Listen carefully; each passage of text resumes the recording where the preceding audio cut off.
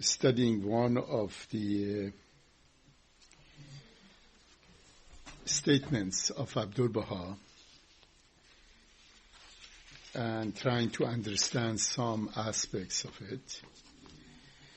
The statement is that which is the cause of everlasting life, eternal honor, universal enlightenment, real salvation, and prosperity is, first of all, knowledge of God. Second comes the love of God. In truth, the fruit of human existence is the love of God. So, last time we talked about knowledge in general. How do we know? And what is it that we should know? And what it means to know God. We actually didn't discuss much about knowledge of God, but we talk about knowledge in general. Tonight, I will share with you some thoughts about love in general. And if we have time, a little bit about love of God.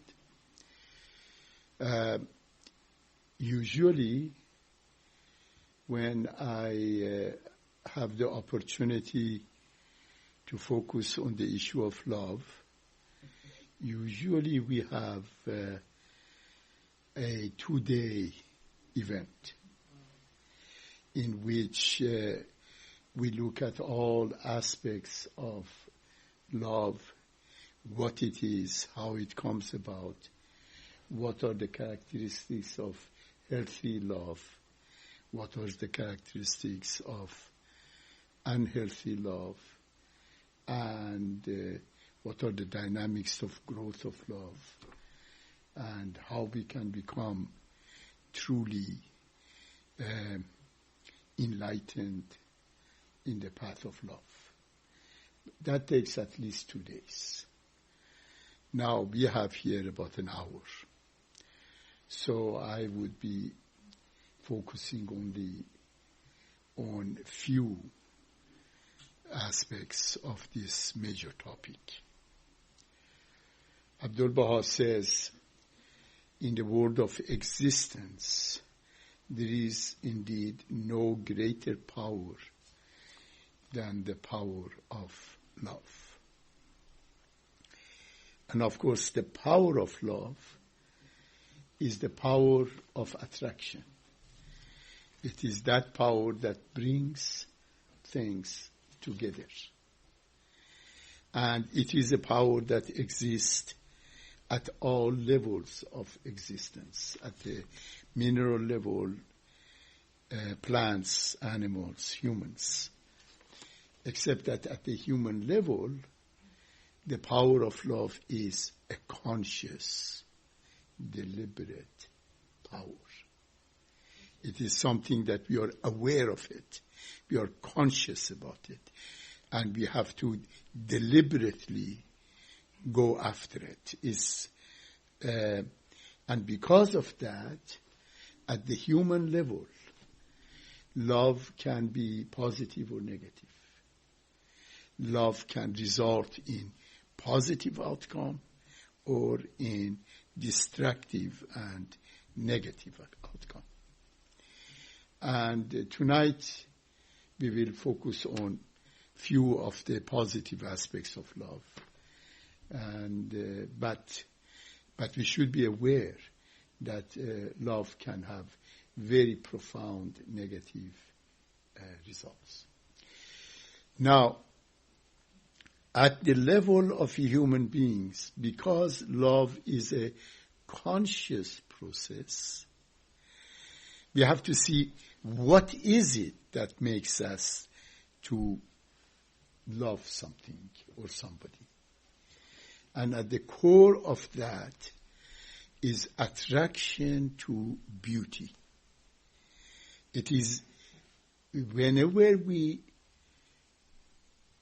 are beholding something that or someone that is beautiful, we get attracted to that, and through the power of attraction, we want to be united with that.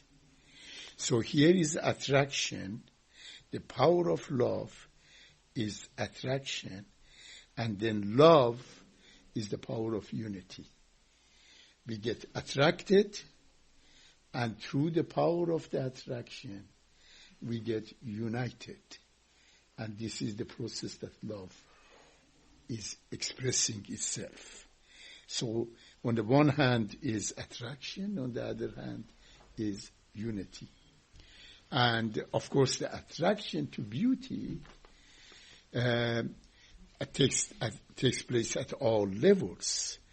And therefore it's not surprising that one of the titles of Baha'u'llah is the ancient beauty. Okay? And another one is the desire of the world, because it is the human proclivity is always towards that which is beautiful, that which is sublime, that which elevates. This is the aspect of being human. And that's the reason that arts become so beautiful. You know, we are attracted to arts. The music that we had here is just so beautiful. And you get attracted to it. You fall in love with it. You spend all your life learning it and playing it and bringing it to the forefront. And that applies to all areas, you know. This issue of beauty is so important that even when we abuse love, we still bring the element of beauty into it. For example, I'm sure you have heard people talking about the beauty of sword, you know, or guns. They look at it and so beautiful, you see. You have seen the soldiers and the generals have beautiful uniforms, and they put all kind of things around themselves and make themselves handsome and so forth, because even the destructive processes have to have an element of beauty about them. So it's a very interesting dynamics that takes place. So this issue of attraction, because it's a part of the human nature, and we are automatically attracted to that which is beautiful, and we fall in love with it. That's why we are always in search. We are looking. We are in a valley of search, constantly searching for that which is beautiful. And when we are in love, we are searching. We should be searching for the beauty in our beloved. And one of the mistakes that we make many times is that at the beginning, when we want to be loved, we make ourselves attractive. And when we want to falling in love with somebody, we see beautiful things in them all the time. And when we are connected with each other, suddenly we just get lazy. We don't make ourselves beautiful, and we don't see the beauty of the other. And after a while, we get bored with each other. And this happens in so many relationships, because no longer we see the beauty of each other. So we have to be always in the valley of search and the valley of love. All the 7 valleys, we have to be in them constantly. Okay? So it's not that you enter one and you say, okay, now I finished valley of search, I'm going to valley of love, and then valley of love, valley of knowledge. No, we are in it all the times. And this reminds me of the poem, the beautiful poem of Rumi, which I think once before I read it here for you in another occasion, but I read it again because it so beautifully describes the inner quest of human beings for love, okay, and for the beloved, He says, first, when I was apart from you, this world did not exist, nor any other. First, when I was apart from you, this world did not exist, nor any other. Second, whatever I was looking for was always you. Third, why did I ever learn to count to 3? Okay? Because there is only one beloved, okay? And we are looking for it always, okay? So when you think of it this way, then you realize that we are dealing, when we talk about love, we are talking about something very, very fundamental to being human. As a matter of fact, the most fundamental psychological disorder is inability to love. If somebody cannot love, that person psychologically is profoundly deficient. Okay? Profoundly deficient. And therefore they can do anything. Any destructive act can be done by them. Now, like any other phenomenon in life, love is subject to dynamics of growth. In other words, we just are not born and say, okay, we are born lovers and therefore we don't need to learn about love. We don't need to learn how to love. We don't need to learn how to love in a healthy manner. And that's one of the deficiencies of our education system and parenting system. We don't usually teach our children how to love. Nor in schools, children have subject on how to love. As a matter of fact, the issue of love is a taboo because love has become identified with sexuality, and therefore in modern materialistic society that we live, any expressions of love, of compassion, of closeness, of tenderness, of kindness is suspicious. And it is looked at as being deviant, not correct. And therefore, we have created loveless environments. Schools are loveless, classrooms are loveless. Families, they are talking about tough love, which is an oxymoron. Love cannot become tough. Is a very difficult situation because we don't learn about love. And therefore we grow up being very, very afraid and confused about love. And this has been with humanity throughout the history of consciousness on this earth. Now, if we look at the dynamics of development of love, we can identify 4 stages of love. The first stage is one-directional love. One-directional love means The best example of it, I give it to you, is the example of parent and child. The parent gives love, and the child shows his or her love by receiving love. Okay? So, the parents give, that's the way the parent shows love.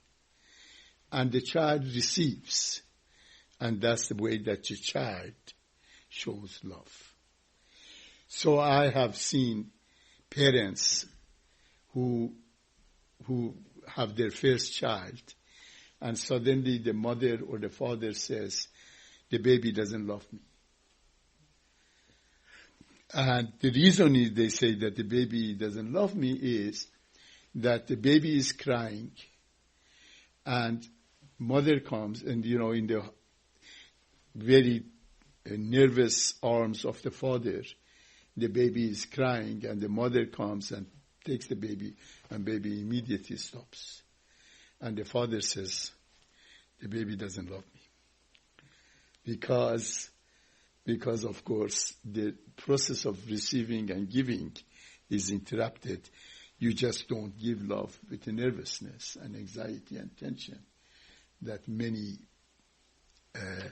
first-time parents do. So that dynamic of that parent-child love relationship is healthy at the level of parent and child.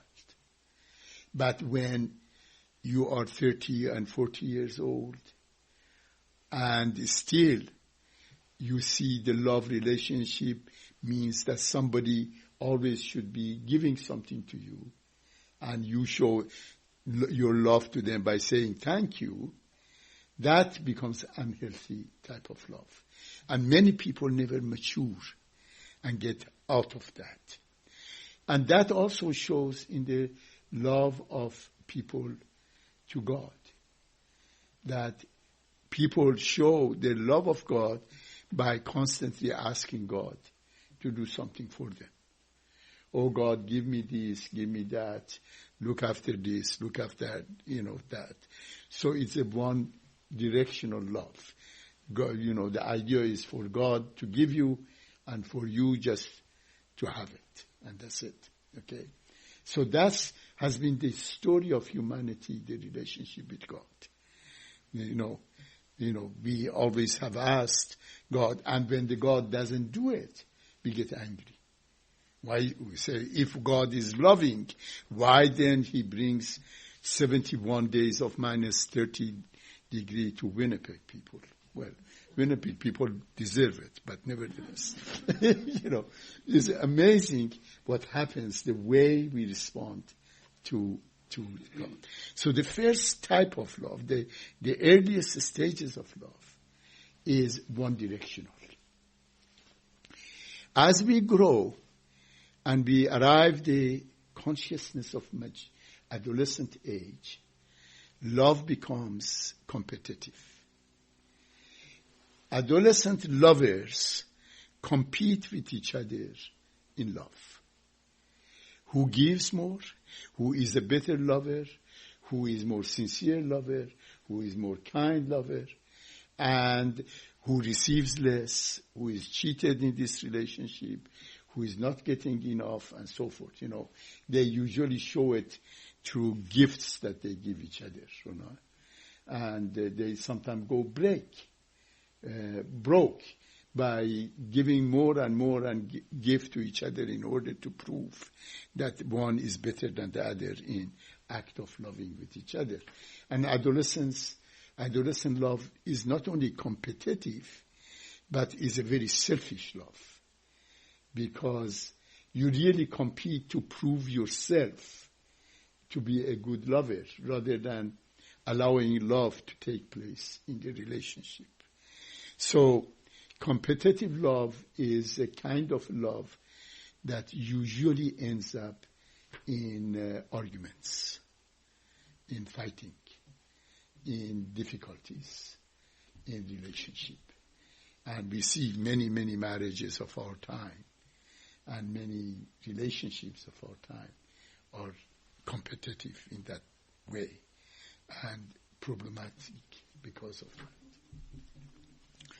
And these two types of love has been the predominant love throughout history of humanity, you see. And the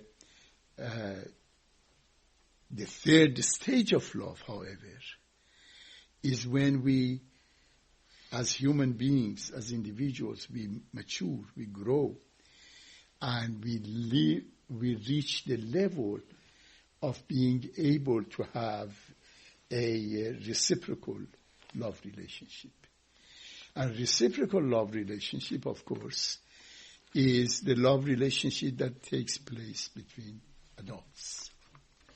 And it's very interesting that we live in an age in which God demands of us to establish a love relationship with God that is reciprocal. For example, Baha'u'llah says, "Love me, that I may love thee. If thou lovest me not, in no wise my love can reach thee." Okay? Simple. It is an age in which humanity is being called upon to grow up in the process of love relationship. And we have to love God in order love of God to reach us.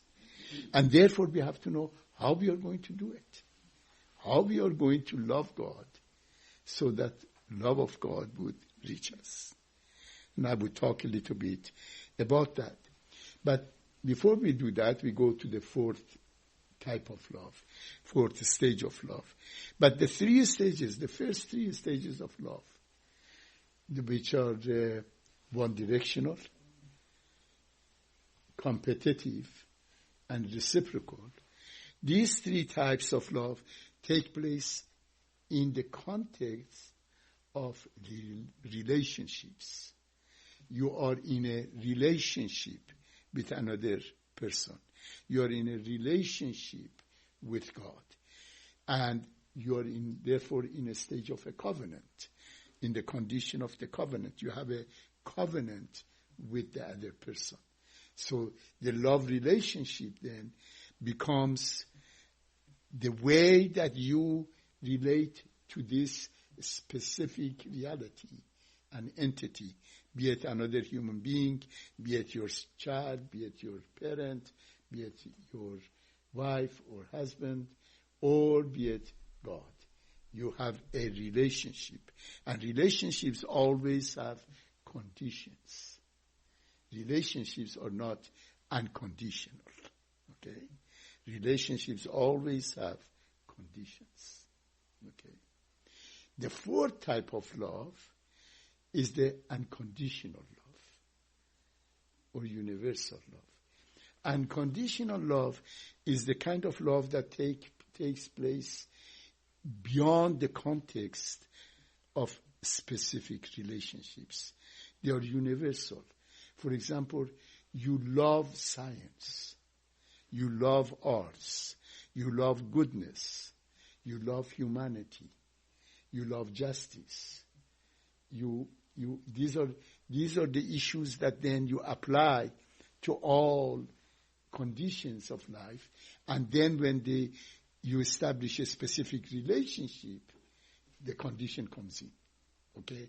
And then you become reciprocal and whatever type of love is appropriate for the situation that is there. So as you see, love is developmental in its nature.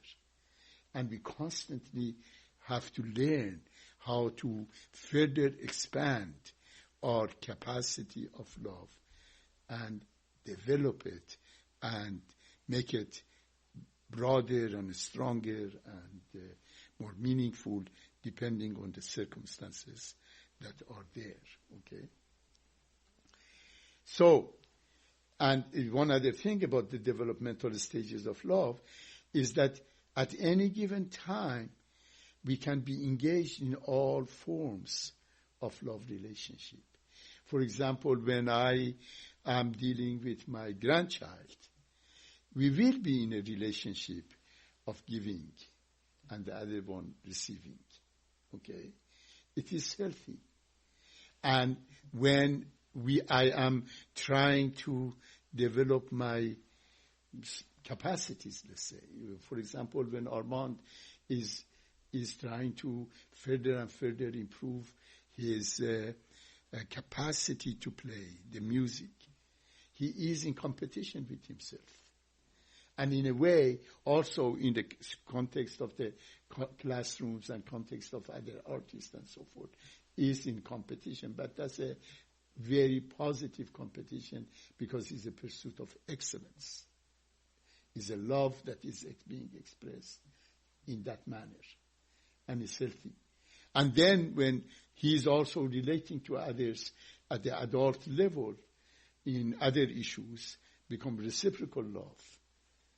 And that become, for example, when he and a classmate, another artist, for example, help each other to further advance and so forth, it becomes a reciprocal love relationship. So it's all, at any given time, we can be involved in all of them.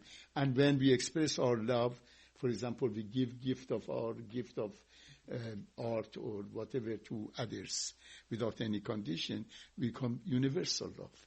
So at any given time, we can be engaged in expression of love at different levels according to appropriate situation that we are facing with. Now, the other thing about love that we should mention is that it's about the quality of love, the nature of love. And the quality or nature of love is determined by the object of love. It is dependent on what is it that you love. The object of love determines the quality of your love. Therefore, if you love war, then you are going to have a love relationship that can create war.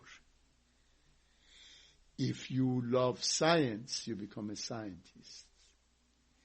If you love stealing, you can become a thief. You choose the object of love, and the object of love that you choose determines the nature of your love. Okay? And that's a very fundamental issue, because most people, look what are the things people love. They love money, they love power, they love fame, they love pleasure, right? These are the things that people usually love. And they spend the whole life in pursuit of these things. Look at the world that we live right now. Look, $51 billion were spent for young people to go and do things on ice and snow. That's fine. But we live in a world that every day millions of children die unnecessarily.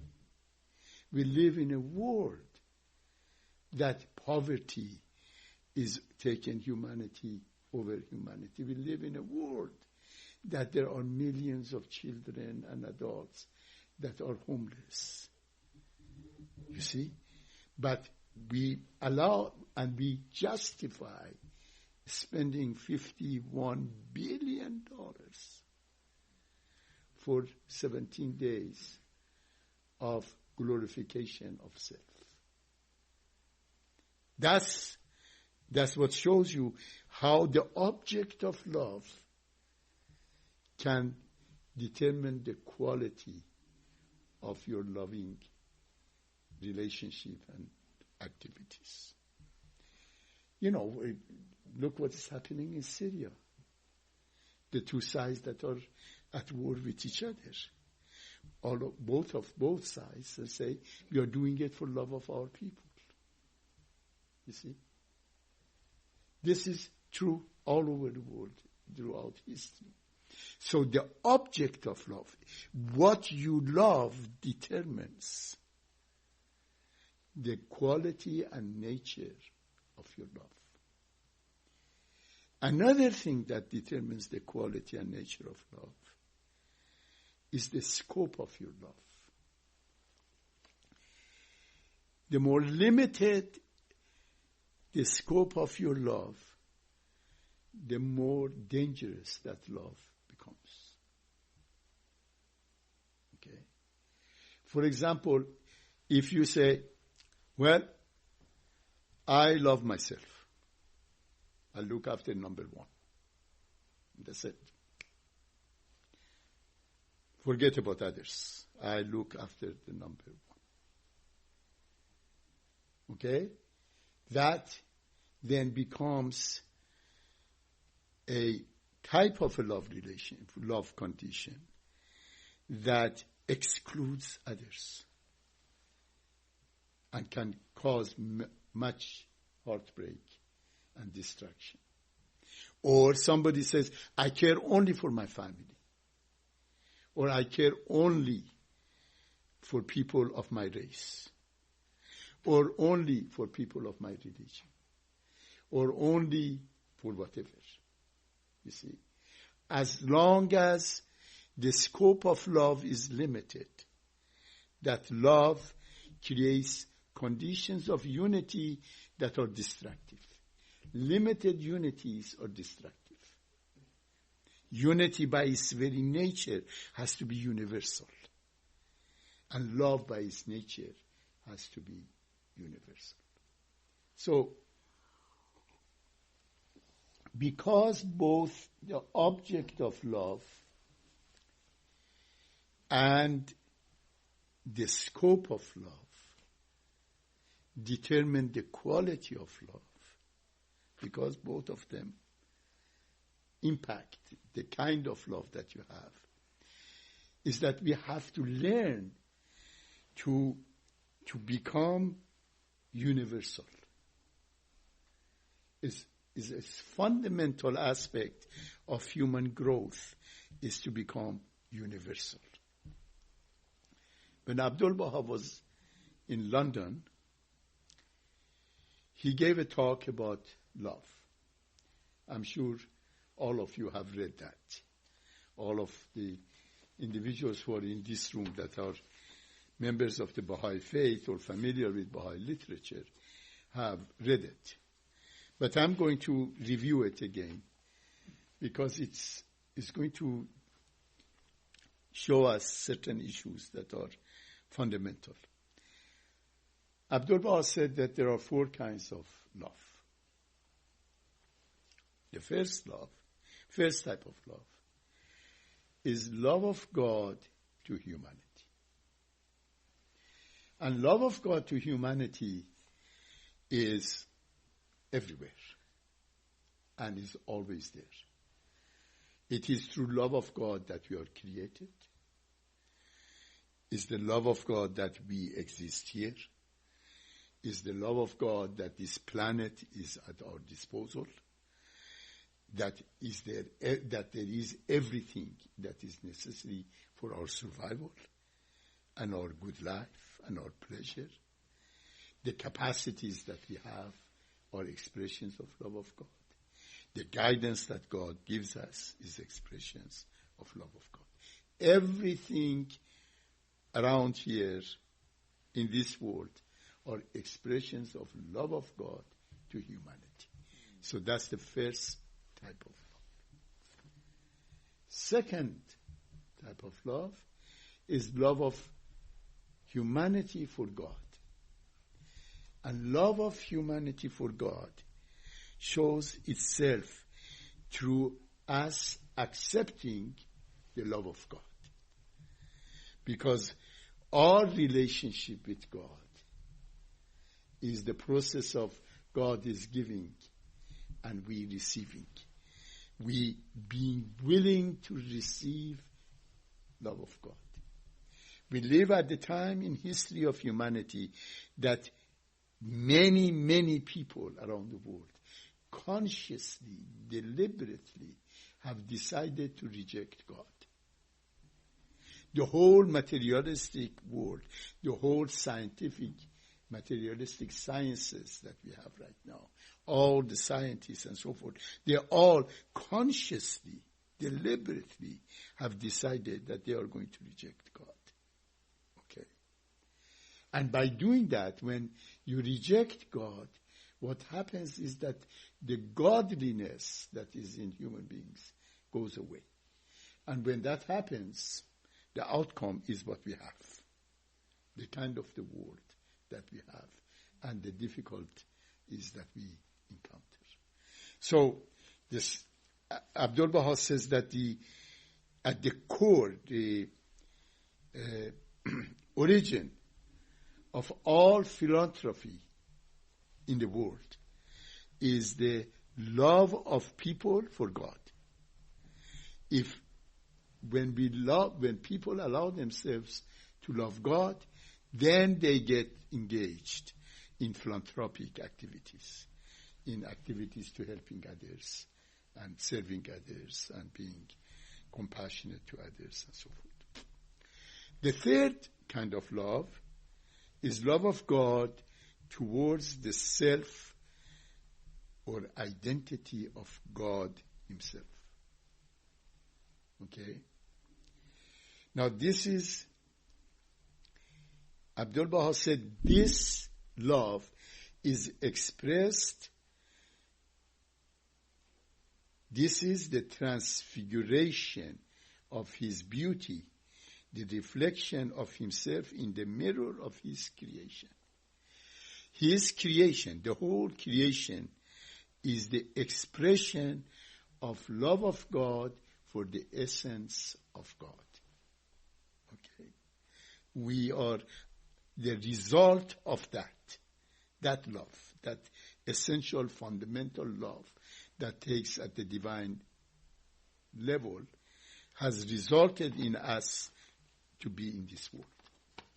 And the fourth kind of love is love of human beings for human beings. Love of man for man. And this love, Abdul Baha says, exists between believers. Meaning, it exists between those who have responded to love of God, who have accepted the love of God. He said, otherwise, the relationship between people is not a true love. It's temporary and is like acquaintance. It says one day people love each other, another day they hate each other. One day they have all kind of positive feelings toward each other, another day the whole thing is changed. And that happens when we don't have the object of love, which is God, bringing us together. So as you see, the more you reflect on it, the more we realize that everything eventually turns to our capacity to love God. I'd like to read two things for you here. One is a statement by Baha'u'llah, which is very interesting. You know, in the previous religions,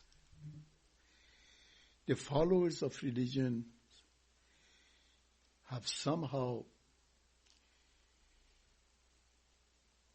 not connected with love of God. They have perceived God as more of an agent of punishment than love. more of an agent of power and control than a loving beings, you see. So, for example, in Christianity, the whole concept of sin and original sin, or, for example, in Islam, the whole concept of submission to the powerful God, or in Buddhism, the whole concept of suffering and trying to understand the dynamics of suffering.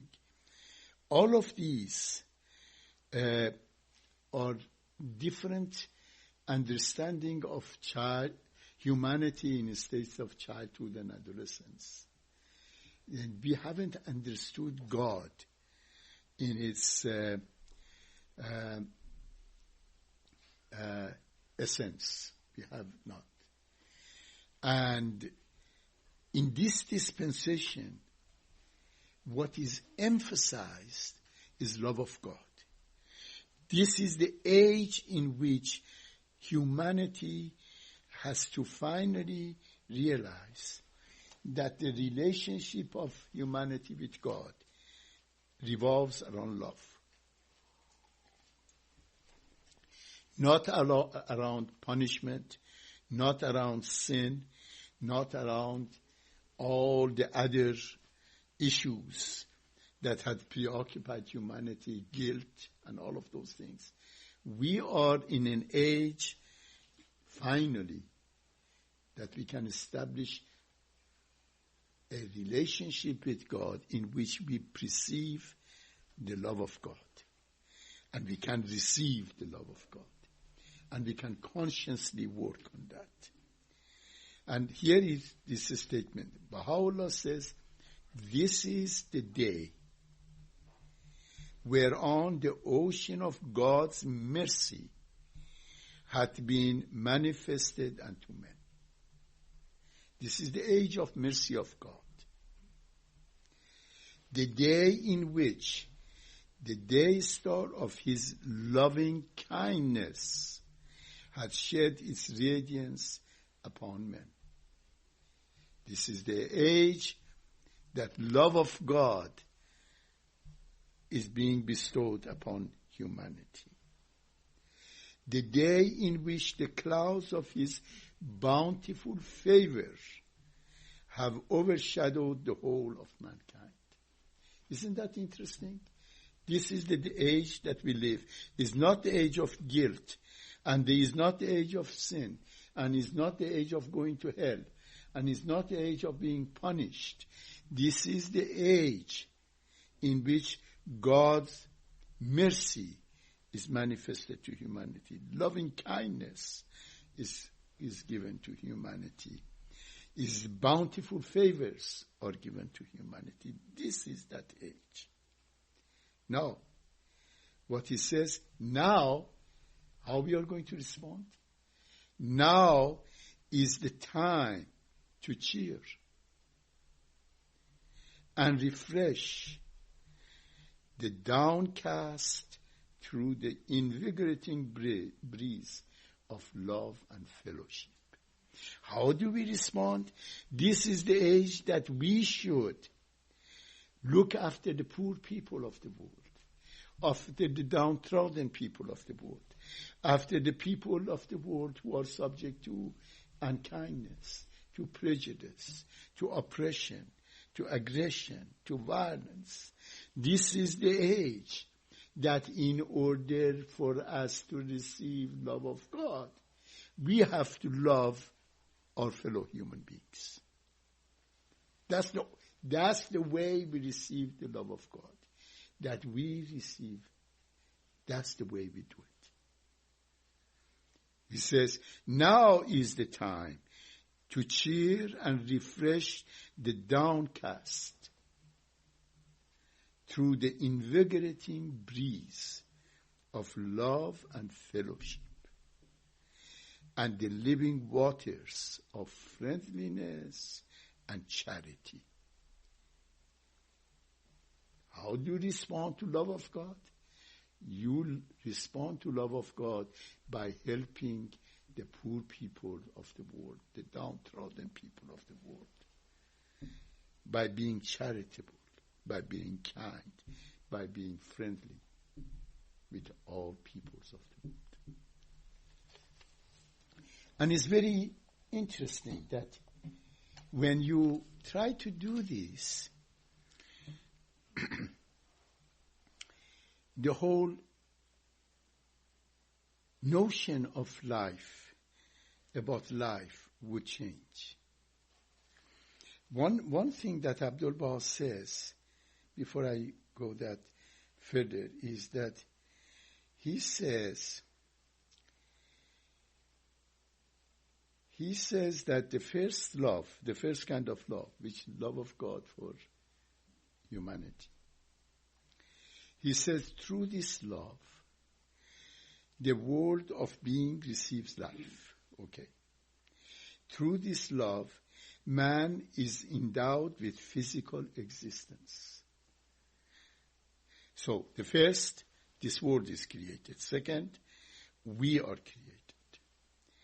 Until through the breath of the Holy Spirit, this same love, the love that created this world and created us, the same love, through this same love, we receive eternal life and become the image of living God.